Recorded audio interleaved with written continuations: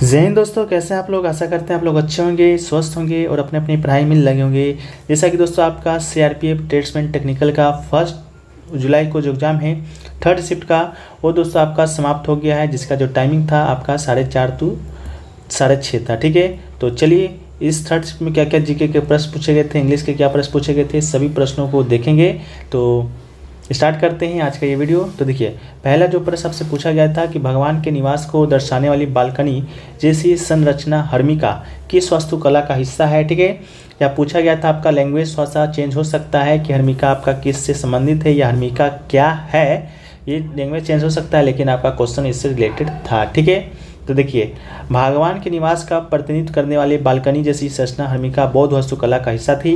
इसके अलावा हर्मिका एक चौकोर रेलिंग या बाड़ से प्रेरित है जो कि गंदगी के टीले से घिरी हुई है, जो इसे एक पवित्र दफन स्थल के रूप में चिन्हित करती है। ठीक है, तो ऑप्शन आपका क्या दिया गया था आप लोग कॉमेंट सेक्शन में जरूर बताइएगा, जो लोग एग्जाम देकर आ रहे हैं। इसे आप लोग चित्र के माध्यम से भी समझ सकते हैं। यहाँ देखिए हर्मिका लिखा हुआ है, तो ये जो स्थान आपको रेड कलर वाला जो लग रहा है ईंट से, वो इसी को दोस्तों आपका हर्मिका कहा गया है। ठीक है, ये किस धर्म से रिलेटेड है, तो ये आपका बौद्ध धर्म से रिलेटेड है। ठीक है, इसके अलावा अगला जो प्रश्न पूछा गया है कि शेरशाह सूरी ने मुगल साम्राज्य के किस शासक को बंदी बनाया था या किसे हराया था। ठीक है, तो इसका जो राइट आंसर हो जाएगा फ्रेंड्स आपका हुमायूं हो जाएगा। ठीक है, शेरशाह सूरी ने हुमायूं को आपका क्या कहा था, बंदी बनाया था। तात्पर्य है कि हुमायूं को आपका ये क्या था, हराया था और 15 साल के लिए आपका सूर्य साम्राज्य का स्थापना ये दिल्ली पर कर दिया था। ठीक है, तो सूर्य साम्राज्य के संस्थापक कौन था, आपका शेरशाह सूरी था। 1540 में आपका कन्नौज का युद्ध होता है। कौन सा युद्ध होता है, तो दोस्तों आपका कन्नौज का युद्ध होता है, जिसे कि आपका बिलग्राम के युद्ध के नाम से भी जाना जाता है। ठीक है, कन्नौज का युद्ध कहिए, बिलग्राम का युद्ध कहिए, दोनों एक ही युद्ध है। 1540 में आपका शेरशाह सूरी हुमायूं के बीच आपका युद्ध होता है। हुमायूं हार जाता है और ये दिल्ली छोड़कर आपका दूसरा जगह भाग जाता है। ठीक है, इसके बाद आपका शेरशाह है जो कि आपका सूर्य साम्राज्य का स्थापना कर देता है। ठीक है, तो सूर्य साम्राज्य का स्थापना किसने किया था, तो शेरशाह ने किया था। इस बात को याद रखिएगा, ये सूर्य साम्राज्य है जिसका स्थापना शेरशाह सूरी ने किया था 1540 से। ठीक है, 1540 से 1555 तक आपका ये दिल्ली पर शासन करता है। कहाँ पर शासन करता है, दिल्ली पर शासन करता है। फिर 1555 में क्या होता है, आपका जो सरहिंद का युद्ध होता है हुमायूं के बीच। हुमायूं और उस समय तो शेरशाह मर गया होता है। ठीक है, तो उसका जो पुत्र होता है और उसका जो वारिस होता है उसके बीच हुमायूं के बीच शेरशाह का सरहिंद का युद्ध होता है 1555 में। फिर से आपका हुमायूं क्या करता है, दिल्ली की गद्दी पर है जो कि बैठ जाता है फ्रेंड्स। ठीक है, इसको आप लोग याद रखिएगा इससे रिलेटेड करके। इसके अलावा अगला जो आपका प्रश्न पूछा गया है आपका कि पद्मावती अलाउद्दीन खिलजी के समय कहाँ की रहने वाली थी। ठीक है, तो पद्मावती से संबंधित प्रश्न पूछा गया था कि अलाउद्दीन खिलजी के समय वो कहाँ की क्या थी, तो रानी थी। ठीक है, ऑप्शन में आपको दिया गया था, एक गुजरात दिया गया था, दूसरा जालोर दिया गया था, तीसरा आपका रणथंबोर दिया गया था और चौथा आपका मेवाड़ दिया गया था। ठीक है, तो इसका जो राइट आंसर दोस्तों आपका हो जाएगा वो क्या हो जाएगा, चित्तौड़। ठीक है, चित्तौड़ इसका आपका राइट आंसर हो जाएगा। ठीक है, जो आपका पद्मावती थी आपका चित्तौड़ के राजा रतन सिंह की रानी थी। ठीक है, इसका नाम का मुख्य स्रोत है जो कि मलिक मोहम्मद जायसी कृत पद्मावत नाम का एक महाकाव्य है, उसी से दोस्तों आपका इसकी जानकारी है जो कि मिलता है। देखिएगा चित्तौड़ आपका शायद ऑप्शन में था कि नहीं था, लेकिन स्टूडेंट के द्वारा तो यही ऑप्शन मुझे प्राप्त हुए हैं। ठीक है, इसके अलावा नेक्स्ट क्वेश्चन पूछा गया था अस्पृश्यता का जो अंत है वो आपका कौन से अनुच्छेद में है, तो अनुच्छेद जो 17 है आपका भारतीय संविधान का, वो दोस्तों आपका अस्पृश्यता का अंत से संबंधित है। तो अस्पृश्यता का जो अंत है आपका अनुच्छेद किससे संबंधित है, तो अनुच्छेद 17 से संबंधित है। ठीक है, तो आपका राइट आंसर हो जाएगा अनुच्छेद 14 से 18। ठीक है, अनुच्छेद 14 से जो 18 है वो दोस्तों आपका समानता का अधिकार है। ठीक है, आपको मालूम होगा मौलिक अधिकार वर्तमान में 6 है, उसमें से आपका एक मौलिक अधिकार है आपका समानता का अधिकार, जो कि आपका अनुच्छेद 14 से 18 तक में आता है। 18 आपसे सुबह के सेकेंड शिफ्ट में पूछ दिया गया है, 17 आपसे अभी थर्ड शिफ्ट में पूछा गया है, 19 आपका पूछा, 18 आपका पूछ दिया गया, 17 पूछ दिया गया, 14, 15, 16 कल या परसों पूछा जाएगा। तो अनुच्छेद जो 14 है वो दोस्तों आपका कानून के समक्ष समानता से संबंधित आपका अनुच्छेद है। इसके अलावा अनुच्छेद 15 आपका धर्म, मूलवंश, जाति, लीग या जन्म स्थान के आधार पर भेदभाव का निषेध करता है। अनुच्छेद 16 आपका नागरिक रोजगार के मामलों में अवसर की समानता प्रदान करता है। अनुच्छेद 17 आपका क्या करता है, तो अस्पृश्यता का उन्मूलन करता है। अनुच्छेद 18 क्या करता है, तो उपाधियों का अंत आपका अनुच्छेद 18 करता है।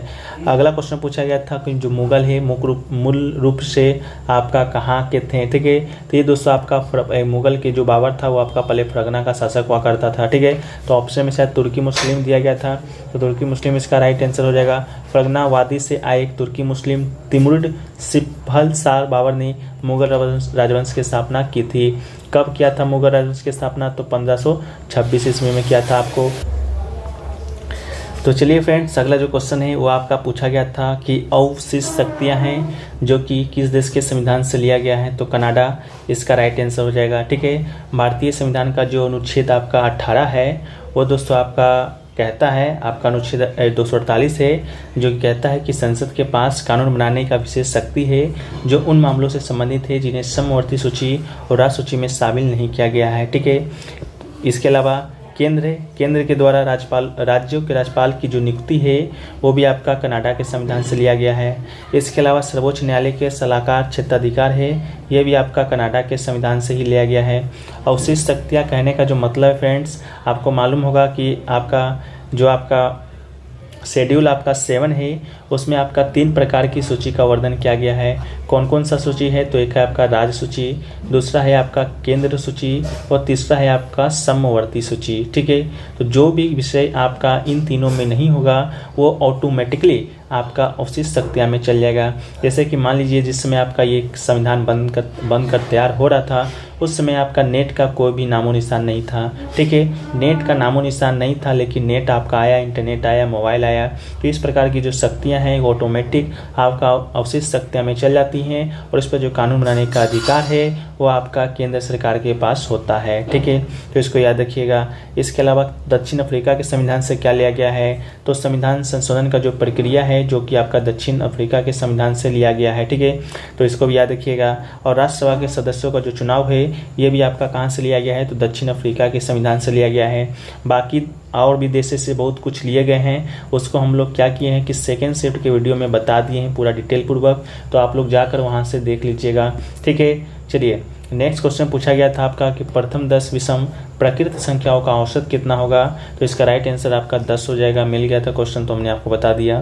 एक क्वेश्चन पूछा गया है कि द 42 किस शहर में स्थित है? तो ये दोस्तों आपको बता दें ये पूर्वोत्तर भारत का सबसे ऊंचा क्या है? तो आपका टावर है, ठीक है।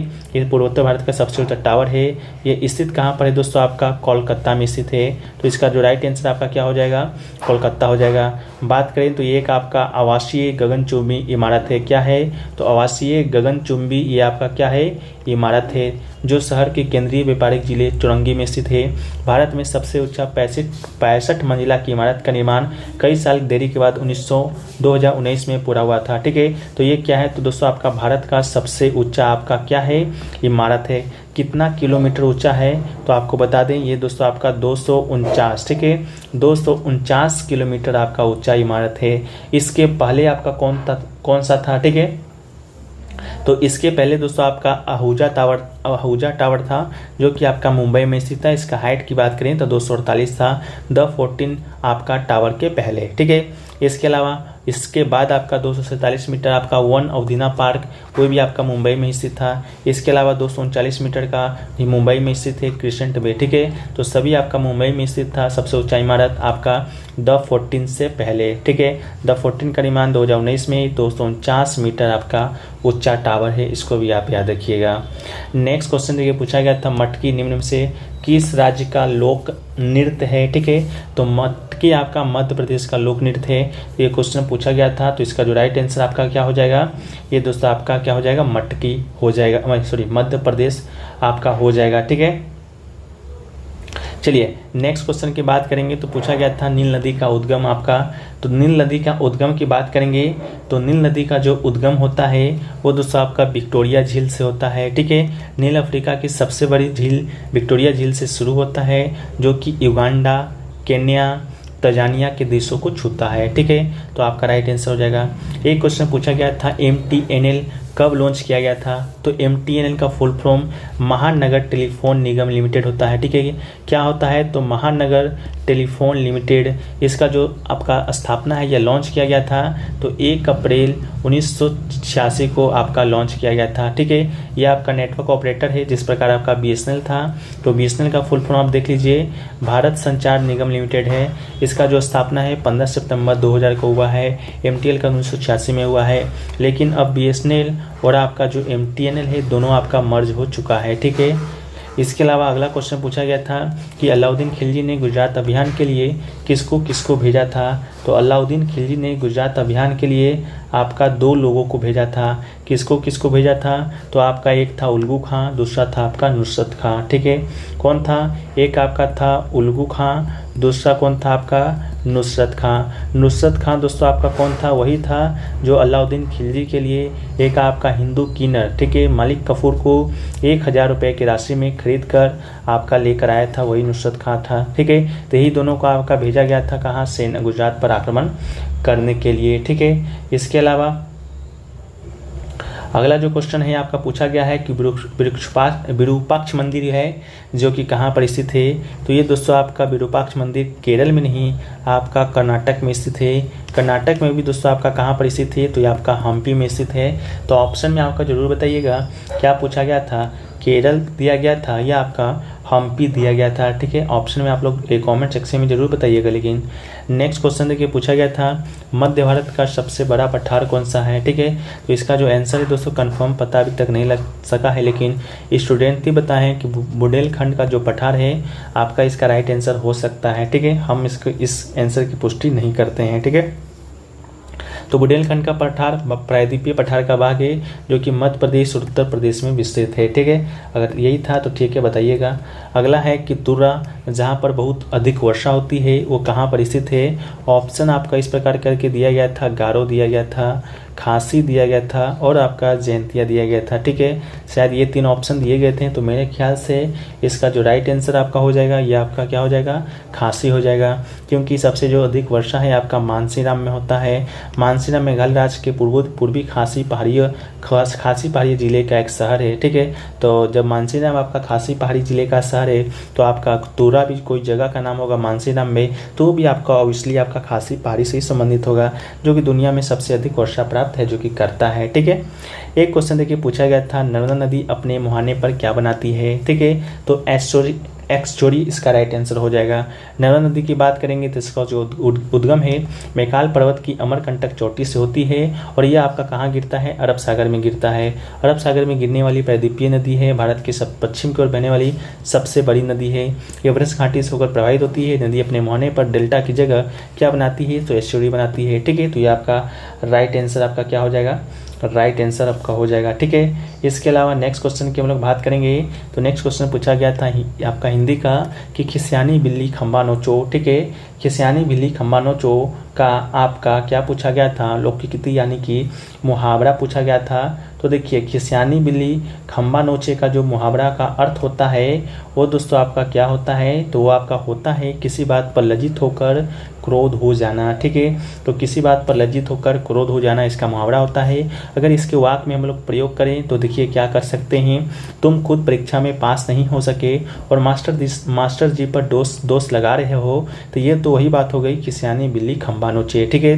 ये आप लोग ऐसा बचपन में पढ़ते होंगे कि मुहावरा का अर्थ आपको दे दिया जाता होगा और मैडम या सर बोलते होंगे कि इसका मुहावरा का लौकिक अर्थ बताना, साथ में एक वर्ड भी एक सेंटेंस भी लिख कर आना।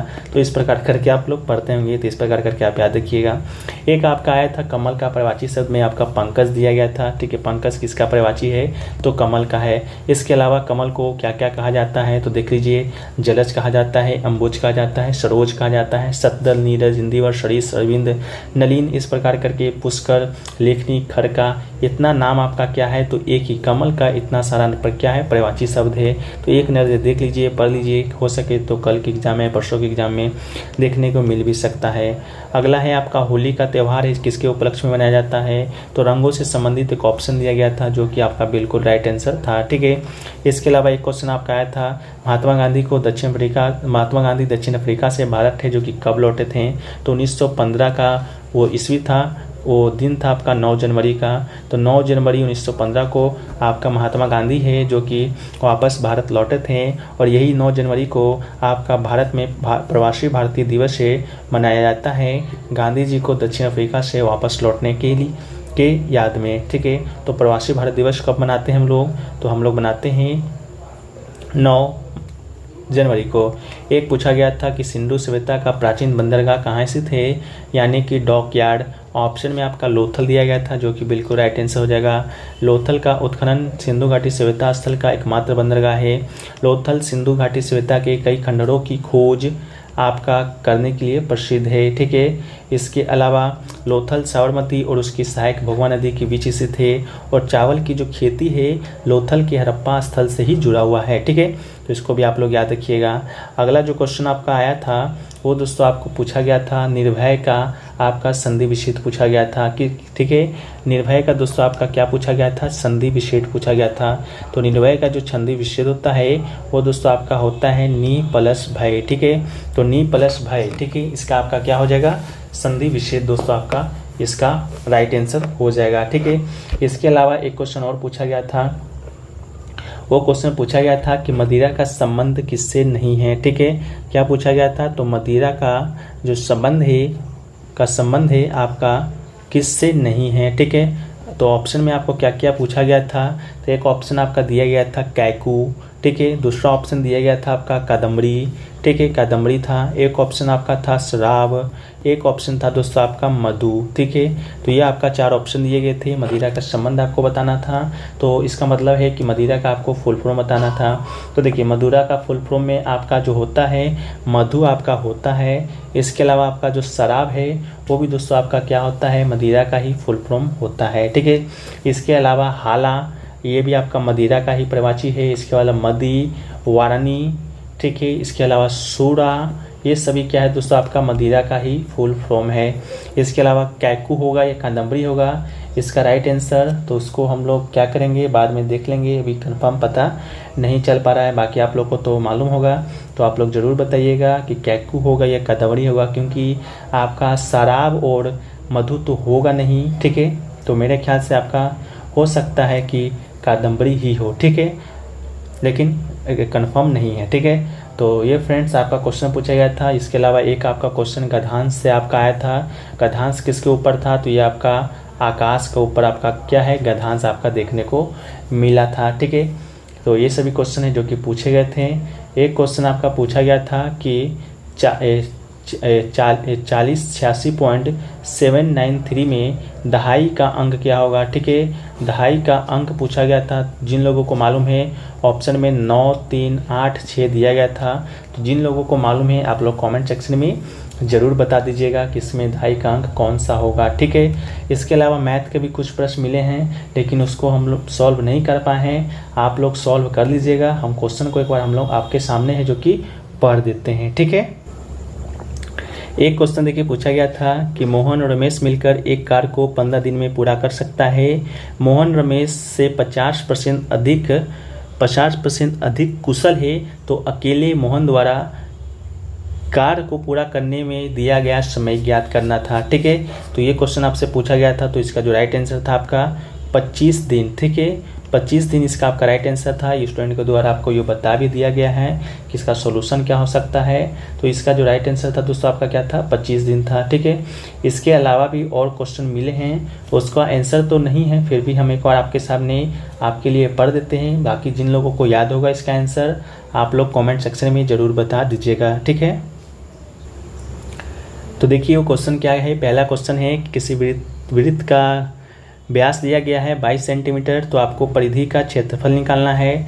दूसरा आपका है आयत की लंबाई 80 सेंटीमीटर है, चौड़ाई 30 सेंटीमीटर है, तो आयत का परिमाण निकालना है।